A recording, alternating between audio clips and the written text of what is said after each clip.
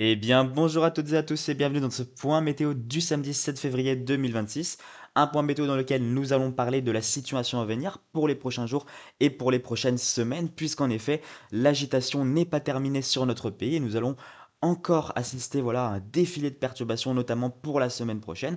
Voilà, ce sera de ça qu'on verra dans le début de ce point météo. Et puis ensuite, nous verrons les possibilités de froid aux alentours de la mi-février, un froid qui ne serait que temporaire, mais qui pourrait être assez vif. En tout cas, on verra ça un petit peu plus tard dans ce point. Tout d'abord, j'aimerais revenir sur la situation actuelle que nous connaissons. Eh bien, c'est le flux océanique, hein, vous le savez très bien, qui ne veut plus nous quitter depuis la mi-janvier. Un flux océanique, voilà, on a un rail de perturbations, des perturbations successives qui apportent voilà, des cumuls de précipitations extrêmement importants là, depuis la mi-janvier, tout simplement. Ça ne se termine pas, le flux océanique est tenace, il ne veut pas s'arrêter en Europe de l'Ouest. Alors que pourtant, en Europe centrale, de l'Est et en Europe du Nord, on a de très bonnes réserves d'air froid. Mais malheureusement, chez nous, c'est plutôt le flux océanique, voilà, le radiateur thermique en raison de l'océan qui l'emporte. Et du coup, on n'a pas ce froid comme, par exemple, on pourrait l'avoir à d'autres endroits des moyennes latitudes, notamment, par exemple, en Europe de l'Est et du Nord. Donc, on est soumis à un rail dépressionnaire, là, depuis la mi-janvier, ce qui, évidemment, a provoqué des très bons cumuls. C'est pour cela, d'ailleurs, que nous avons actuellement une vigilance de Météo France hein, qui va se poursuivre, une vigilance crue, tout simplement, avec deux départements en vigilance orange, le Morbihan et le Finistère. En effet, les fortes précipitations voilà, on a des sols qui sont gorgés d'eau. Cela crée donc, voilà, au cours d'eau, de déborder de leur lit, notamment, on a notamment la moitié ouest du pays qui est voilà, concernée par une vigilance crue, voilà, qu'il soit orange ou jaune, forcément.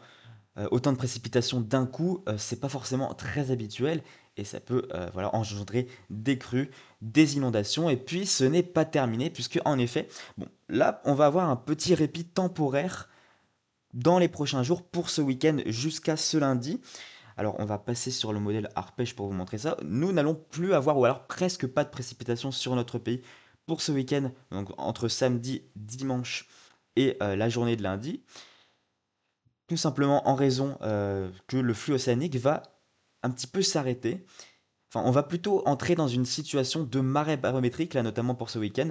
On voit, on n'est pas vraiment sous l'influence de dépression, on n'est pas non plus sous l'influence d'anticyclone. On est sous l'influence de pas grand-chose, c'est donc une situation de marée barométrique, on n'a pas trop de précipitations, on a un temps voilà, qui n'est ni anticyclonique ni dépressionnaire, mais en tout cas ça permet du coup aux précipitations de s'arrêter tout simplement, ou d'en avoir très très peu sur notre pays pour ce week-end, et tant mieux, hein, on va avoir les sols qui vont pouvoir un petit peu euh, absorber cette eau, même si ça va reprendre de plus belle à partir de lundi soir notamment. Donc voilà, en tout cas pour ce week-end, pas trop de précipitations à attendre sur notre pays, excepté dans le sud-est du pays. Bon, ça reste assez timoré, hein, c'est pas grand-chose hein, ce que nous allons avoir. On pourrait avoir des cumuls de l'ordre de 10 à 20 millimètres dans le sud-est, voilà, notamment du côté de la Méditerranée. Pas grand-chose voilà, à dire avec un petit peu de neige dans le sud du Massif central, notamment aux alentours de 1000-1100 mètres d'altitude, enfin dès l'altitude de 1100 mètres d'altitude. Bon, pas grand-chose à dire pour ce week-end, mais la situation va revenir très agitée en début de semaine prochaine, puisque tout simplement, en fait, à partir de lundi soir, nous allons avoir une première perturbation qui va ouvrir le bal, voilà, pour la semaine prochaine. On aura une première perturbation qui va aborder l'ouest du pays, qui va donc transiter sur notre pays, apportant une perturbation très active, hein, apportant des pluies soutenues, continues. Voilà, ce sera la première lundi, et puis ensuite on enchaînera des perturbations, une le mardi, une autre, voilà, ensuite mardi soir, et puis ensuite un ciel de traîne bien actif pour mercredi. On ne va pas en finir avec les prestations, les pluies pour la semaine prochaine. Donc voilà, puis cela c'est assez facilement explicable, tout simplement puisque, hop, on va repasser sur le modèle CEP à maille large, puisque donc on a cette situation voilà, un petit peu plus calme pour ce week-end, mais pour le début de semaine prochaine, ça va être, voilà, vous voyez très bien, ce système dépressionnaire qui va de plus en plus s'approcher de l'ouest des côtes britanniques, qui va donc nous influencer, nous envoyer un rail dépressionnaire, là, comme ici, on le voit juste ici, voilà, avec son défilé de perturbations, ce qui va donc apporter de très bons cumuls pour la semaine prochaine. Et ce rail dépressionnaire devrait nous concerner, voilà, pour lundi soir, mardi, mercredi, jeudi, et puis ensuite, Ce qu'on surveille, c'est à l'arrière donc de cette dépression, lorsqu'elle va ensuite se combler petit à petit et progresser vers l'Europe centrale et l'Europe de l'Est, on pourrait donc passer du bon côté de la dépression et cela pourrait nous véhiculer un flux de nord, voilà, notamment entre la soirée de vendredi 13 et pour le week-end de la Saint-Valentin, entre samedi et dimanche, on pourrait avoir un flux de nord et donc des températures plus froides qui seraient à nouveau à attendre, mais ça serait que temporaire puisque c'est à l'arrière d'une dépression et ensuite on aurait le courant océanique qui reprendrait de vigueur pour la suite du mois de février, ce qui donc ferait que ce coup de froid serait temporaire. Mais voilà un petit peu pour la situation globale. Globalement, du côté des cumuls de pluie à attendre, enfin, tout d'abord, je vais juste vous montrer les températures à 850 hectopascales. Donc, on serait pour le début de la semaine sous des températures assez douces, hein, même bien douces pour la saison, avec, voilà, on est très fréquemment entre 0 et entre 2 et 4, 6 degrés à 850 hectopascales durant le début de semaine. Ensuite, à partir de jeudi, on aurait un premier rafraîchissement, mais qui serait toujours au-dessus des normes, hein, on serait toujours dans des températures assez douces. Et puis le véritable rafraîchissement, voire refroidissement, ce serait plutôt pour la fin de semaine prochaine, où là on aurait donc des températures à 850 hectopascales qui plongeraient voilà, sous les -6, -8 degrés. Ça restera encore à affiner évidemment, il faut suivre les moyennes ensembliste à cette échéance. Mais globalement, tous les modèles voilà, commencent à converger pour cette possibilité de froid temporaire qui ne durerait peut-être que même que 2 jours, hein, même juste pour le week-end du samedi et du dimanche 14 et 15 février. Un froid temporaire qui serait très vite remplacé par de l'air plus doux. Mais globalement, les modèles convergent de plus en plus pour cette possibilité de froid aux alentours de ce week-end-là. Donc globalement, on aurait des températures assez douces dans le début de semaine. Ce qui va, et en même temps, on aura de fortes précipitations. On peut regarder les cumuls, par exemple, les cumuls de précipitations selon les différents modèles. Et là, vous allez tout de suite comprendre pourquoi est-ce qu'on redoute à nouveau des inondations, des crues pour la semaine prochaine. On a déjà des sols qui sont gorgés d'eau. Et puis quand on regarde les accumulations de précipitations, tac, jusqu'à voilà, dimanche 15 février pour la semaine prochaine, on distingue bien des cumuls très importants, notamment du côté du sud-ouest, là d'un quart sud-ouest, où on a des cumuls fréquemment compris entre 70 et 120 mm en une semaine selon le modèle GFS. Globalement, sur tout le pays, on aura un très très bon arrosage. Voilà, c'est pour ça qu'on redoute bah, forcément ces crues et ces inondations, comme je vous l'ai dit, comme voilà, répète un petit peu. Si on regarde par exemple le modèle CEP, eh bien, c'est tout à fait la même synoptique, hein. Je vous ai montré le scénario du modèle CEP, mais globalement, tous les modèles sont en accord hein, pour ce scénario. Afflux océanique à forte précipitation. Et puis là, voilà, c'est exactement la même signature. On a un quart sud-ouest qui semble très exposé pour la semaine prochaine. Et globalement, sur tout le pays, bah, des cumuls très importants. Et puis pour finir, on va regarder le modèle IFS du côté français, accumulation de précipitations. Voilà, on voit cet accord entre les modèles pour la situation très agitée de la semaine prochaine. Il va falloir surveiller donc tous ces risques, hein. Ça sera une semaine à risque d'inondation et de crues. Voilà un petit peu tout ce que j'avais à vous dire à propos de ça. Et puis ensuite, donc comme je vous l'ai dit, évidemment, lorsqu'on a de si forts cumuls, eh bien en montagne, ce que l'on surveille, c'est le risque neigeux, puisque la semaine prochaine est propice à de très fortes accumulations de neige, notamment du côté des Alpes, hein.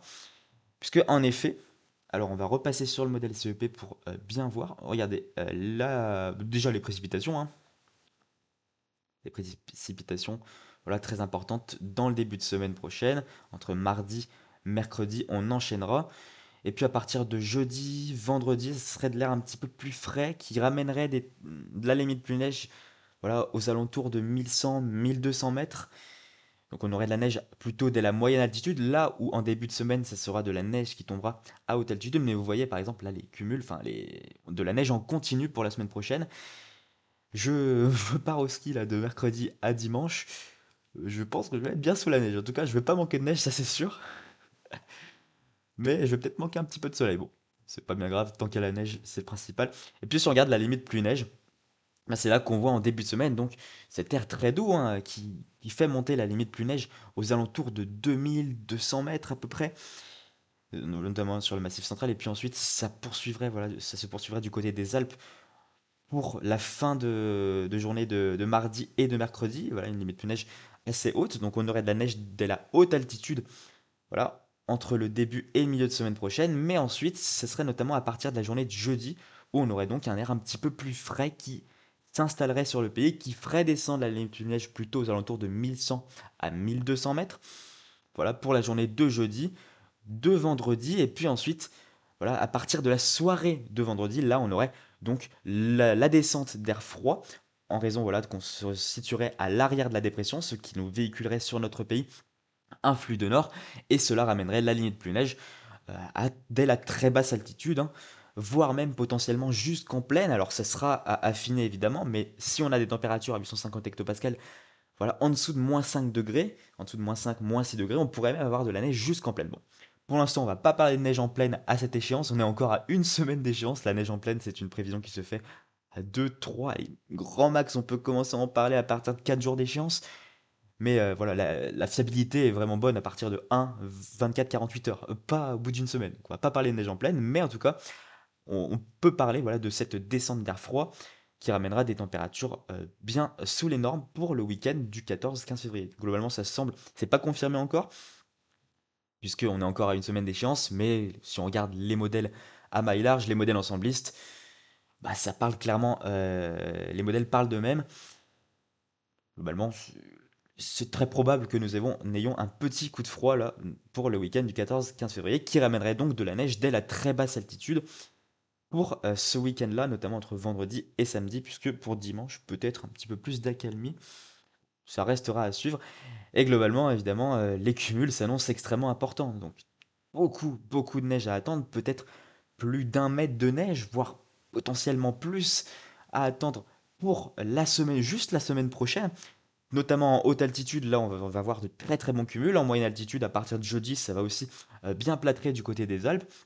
Et puis en basse altitude, ce serait plutôt pour vendredi et samedi qu'on aurait de la neige qui referait son apparition sur tous les reliefs, notamment dès jeudi, notamment du massif central, à partir de jeudi, voilà, avec une limite de neige qui tombera à 1100-1200 mètres. Et puis pour la fin de semaine, tous les reliefs seraient concernés par de la neige. Là, on voit même CEP qui a une très bonne signature sur le Jura. Bon, on verra bien si cela se confirmera. Mais regardez par exemple du côté des Alpes, à 1 mètre à 1,50 m de neige pour la semaine prochaine. C'est absolument énorme, c'est dantesque hein, là pour ces vacances de février.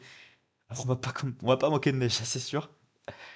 La première semaine sera voilà, sous la neige pour la première semaine de ski. Et puis ensuite, bon, bah, la deuxième et troisième semaine des vacances, en fonction des zones, on verra bien. Mais en tout cas, il y aura de la neige, ça c'est sûr. Voilà un petit peu tout ce que j'avais à dire. Donc attention, on redoute hein, ces cumuls de pluie très importants. Et puis bon, pour finir, je pense que je vais vous montrer les modèles ensemblistes à propos voilà, de la semaine prochaine, ou de ce petit coup de froid, de cette descente d'air froid pour le week-end. Les modèles ensemblistes sont clairement en accord avec les déterministes. Par exemple, si on regarde le modèle ensembliste du modèle CEP, on distingue très bien voilà, cette zone dépressionnaire, ce système dépressionnaire du côté de l'ouest des îles britanniques, ce qui nous véhicule un bon flux d'ouest, tout simplement, un bon flux océanique, avec le rail dépressionnaire, le courant perturbé, les fortes pluies, et tout, et puis même un petit peu de vent, hein, puisque nous serons constamment sous l'influence de basse pression, donc on peut avoir potentiellement sur le cadran sud, hein, à l'endroit du flux océanique et à l'endroit où se situera le jet stream, des creusements secondaires qui pourront apporter des coups de vent, forts coups de vent, voire potentiellement tempête, mais attention, rien de confirmé. Pour l'instant, les modèles sont clairement plutôt pour du flux océanique assez mou, j'ai envie de dire, sans tempête, tout simplement. Excepté le modèle GFS qui, je pense, lui, fait une sortie de route. Je vous le montre quand même, hein, parce que c'est un scénario quand même à prendre en compte. Le modèle GFS qui, lui, voit un creusement, voilà, qui voit une tempête, voire fort coup de vent du côté du nord-ouest pour mercredi. C'est le seul modèle à voir ça, donc ne prenez absolument pas ce scénario au pied de la lettre. Ce sera sûrement, voilà, on aura un renforcement du vent, ça c'est clairement sûr pour la semaine prochaine, notamment du côté des côtes du nord-ouest et des côtes de l'ouest, renforcement du vent, beaucoup de précipitations. C'est tout à fait classique en situation de flux océanique. Mais globalement, la situation tempétueuse, c'est bah, très incertain, et puis il n'y a que le modèle GFS qui voit ce scénario, hein. Là, si on regarde le modèle CEP, il voit plutôt voilà, des basses pressions, flux océanique, courant perturbé, mais pas de tempête, voilà, peut-être un petit peu de vent à la rigueur. Si on regarde le modèle IFS, c'est pareil, hein. Là, il voit plutôt un flux océanique qui ensuite se basculerait sur l'Europe centrale et de l'Est pour nous ramener un flux de nord, comme je vous l'ai dit. Voilà, tous les modèles sont en accord actuellement pour le week-end du samedi au dimanche 14 et 15 février. Si on regarde aussi le modèle UCMO, qu'est-ce qu'il dit le modèle UCMO? Qu'est-ce qu'il a de beau à dire? Ouais, non, il voit pas de tempête, il voit pas coup de vent non plus, il voit pas grand-chose, c'est le modèle UCMO. Et puis si on regarde enfin le modèle Icon, voilà, comme ça on aura fait un petit tour des modèles. Ah, pareil, hein, voilà, on voit très bien que le modèle GFS est isolé dans son scénario, donc probablement pas de tempête, hein. Ne prenez absolument pas ce scénario au pied de la lettre. Voilà un petit peu tout. On sera sous l'influence de ce flux océanique pour la semaine prochaine. Et ensuite, si on regarde les moyennes ensemblistes, on distingue très clairement ce flux de nord avec cette anomalie dépressionnaire du côté de l'Europe centrale et de l'Est, et ce flux de nord qui serait véhiculé sur l'Europe de l'Ouest et sur notre pays, la France, avec des températures à 850 hectopascales bien douces pour le début de semaine prochaine. Et puis en fin de semaine prochaine, à partir de vendredi notamment, on aurait donc la descente d'air froid qui ramènerait des températures sous les normes avec le retour des gelées, possiblement des précipitations hivernales, ça sera évidemment à confirmer et à suivre, hein, ça sera une affaire à suivre.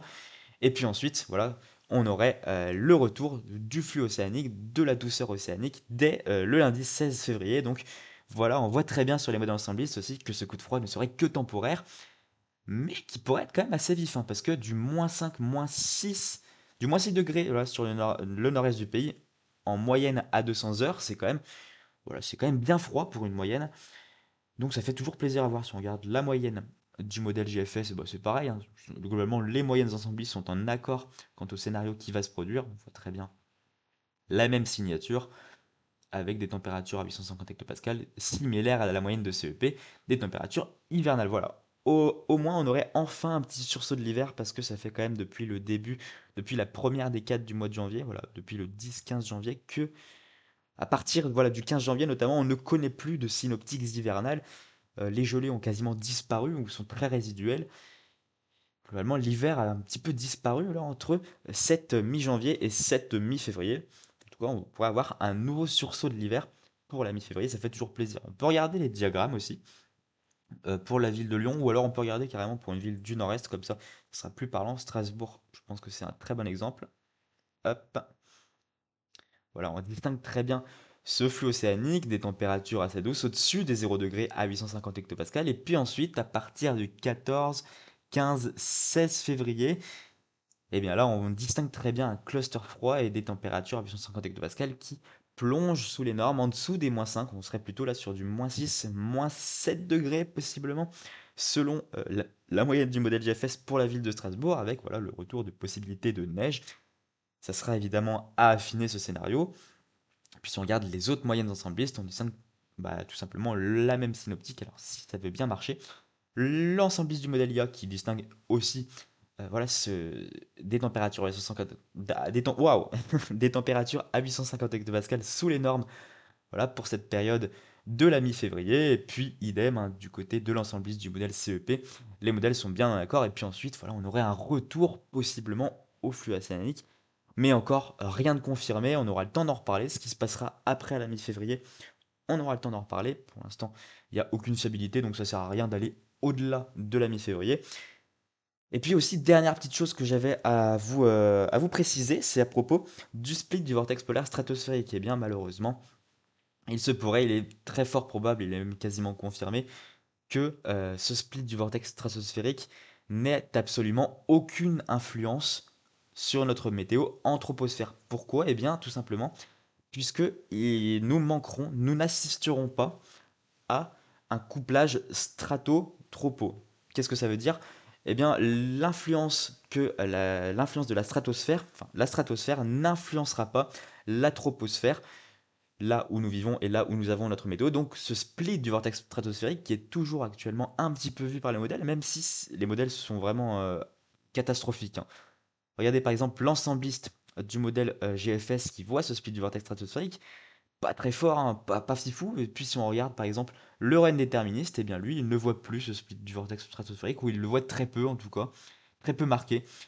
Il y a vraiment une instabilité des modèles, mais de toute façon, voilà, il le voit, mais ensuite le vortex se reconstituerait, et puis là on a un vortex qui ne ressemble à rien, qui en même temps c'est normal, on arrive à la fin du mois de février, à partir de la mi-février, le vortex polaire stratosphérique il a un petit peu plus de mal à se reconstituer, puis là il se reconstitue clairement, voilà, en un seul lobe. Mais de toute façon, ça sert à rien de regarder cette synoptique, puisqu'il n'y aurait pas de couplage strato-tropo. Donc le split du vortex stratosphérique, même s'il a lieu, n'aurait absolument aucune influence sur notre météo en troposphère. Et puis bah, pour la fin du mois de février, comme ce qui était prévu initialement, bah, malheureusement ça n'aurait pas lieu. Pourquoi? Eh bien tout simplement parce que le réchauffement stratosphérique qui est à attendre ne serait pas assez puissant pour voilà, faire un phénomène de réflexion d'onde jusqu'en troposphère et jusqu'à notre météo. Nous n'assisterions pas à un SSW, c'est-à-dire à un réchauffement stratosphérique qui mène à des températures à l'altitude 10 hectopascales au-dessus de 0 ou à 0 degré. Là, on serait plutôt sur du moins 16, moins fin, moins 16, moins 20 degrés. Ce n'est pas suffisant pour qu'il y ait des influences jusqu'en troposphère. Donc voilà, c'est bien malheureux. On avait une très belle synoptique qu'on n'avait pas vue depuis 2018, voilà, qui part encore en cacahuète comme d'habitude, hein. Mais bon, c'est pas grave, on va se contenter de ce qu'on a, possiblement voilà, du coup de froid aux alentours du 14-15 février. On aura le temps de reparler de tout ça. En tout cas, merci à tous de m'avoir suivi jusqu'au bout de ce point météo. Et puis, ben, on se dit à bientôt, à prochainement pour un prochain point. Donc, je ferai pas de point du coup de mercredi à dimanche de la semaine prochaine puisque je pars au ski tout simplement. Mais si jamais la synoptique, si jamais il y a des choses à dire, je vous en ferai peut-être un mardi dans l'éventualité, ou puis si jamais il n'y a pas grand-chose à dire, eh bien, je vous referai un prochain point météo, voilà, durant la deuxième semaine des vacances de février pour moi, voilà, à partir, voilà, après le 15 février. On aura le temps de reparler de tout ça ensemble un petit peu plus tard. En tout cas, merci à tous de m'avoir écouté jusqu'au bout, et puis on se dit à bientôt. Allez, ciao, ciao!